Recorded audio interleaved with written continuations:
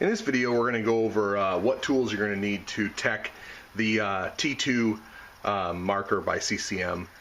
This is mine. I played with it last weekend, so it's still got a little bit of dirt and crust. I was crawling in one of the riverbeds there.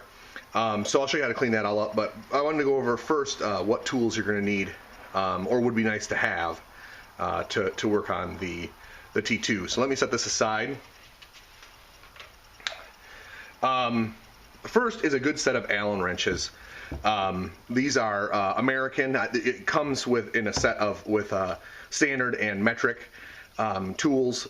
I use ball end tools just because it's easier. And frankly, I would get a quality set of ball end Allen keys. Cheap Allen keys will just frustrate you. So get a good quality set. And these ball end ones, for taking the grip frame apart and stuff like that, as you're going to see later, really do help out. Here is one Allen key that's not necessary, but can help with the grip frame. This is a 1/8 inch Allen key that's long handled, and allows you to just get through the grip frame, the trigger frame, the trigger guard, the hole in the trigger guard, and undo that really quickly. The valve wrench is going to be necessary for a full breakdown of any Cocker base marker. This one is made by CCM. You can contact CCM at the link you see at the bottom now, and get that from them. If not, any Cocker tool will work. Essentially, it's just a drilled out Allen key, but that is a huge pain in the butt if you try to do that. So just get it a Cocker tool. They're not expensive. I find that a set of either inline wrenches, and when I say inline wrenches, I mean this type of wrench, is good, or a good quality crescent wrench to take fittings off and put fittings on is a good idea to have in your kit. I use a dental pick. This is a straight pick. I've had also a couple of bent picks that I use as well to take off O-rings, things like that. Doesn't need to be super sharp. A blunted works, and you can get these picks at Lowe's or Home Depot or things like that. The one thing you will need, and one of these smaller ones comes in your box or with your T2, and if you don't have it, make sure you get it. This is a T10 Torx wrench. And the screws on the bottoms, on the back block of the T2, this has a slot blocker on it, which doesn't really matter for showing you these screws. These screws that are put on there take this T10 Torx wrench, T-O-R-X, if you're looking for it. Chipley sent me this when I was doing the manuals, and it's just a nice one to have, but the one that works, that comes with the kit, is just fine. A multi-parted, let me kind of go through this, valve testing kit. And this is an old one from Air America. Let me grab my homemade one here real quick. Here we go. This is the one I made, and you can make it with just any ASA. Get some parts at Home Depot with a slide check. This is off of a remote that I just had sitting around. And then I put a quick disconnect so I can put different gauges on there. This works exactly the same. It's just a little bit smaller, by Air America. They don't sell them anymore. Air America is not even in business. And I use most often a 700 gauge, 0 to 700. And it's not super accurate. These are, plus or minus 10%.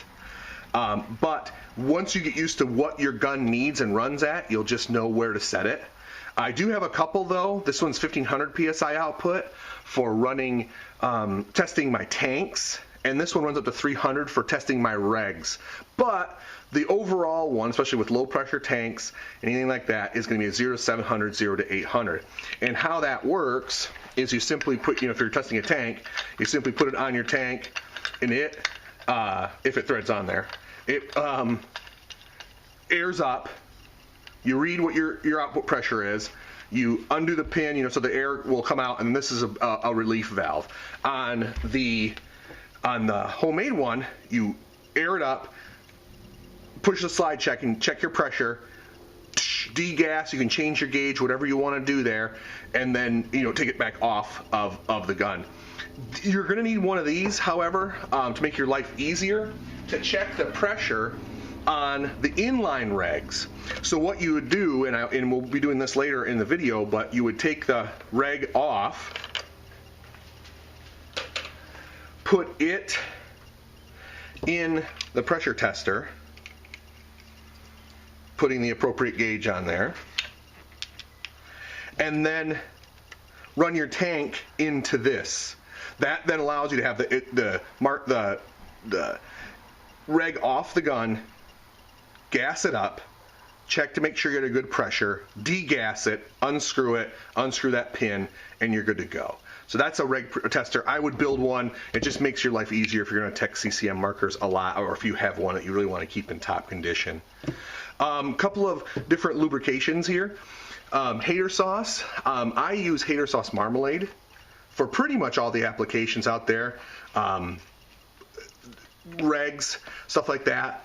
Although hater sauce, this green stuff, which is essentially Dow with a dye in it, works just fine. I do have some Dow over here. Dow 55. They make Dow 33 as well. I haven't really seen a big difference, but I run 55. But frankly, hater sauce, one of those jars, it's like $8, and it will last you a lifetime.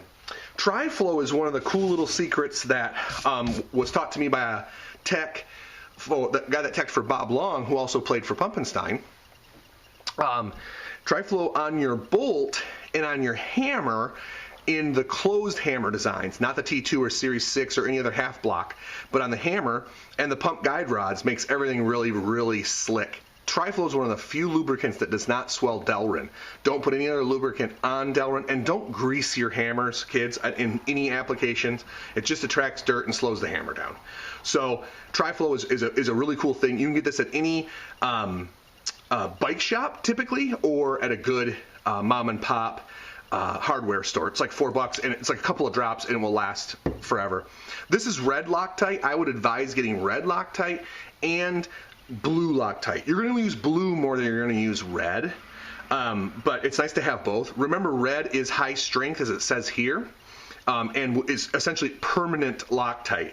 You put it on there and it's not really meant to come off. Blue Loctite is a sealant, and so blue can be used for non-permanent applications or sealing applications. So both of those work well. That's about it on the tools. We're going to get right into tearing down the marker on the next video, so I'll see you there.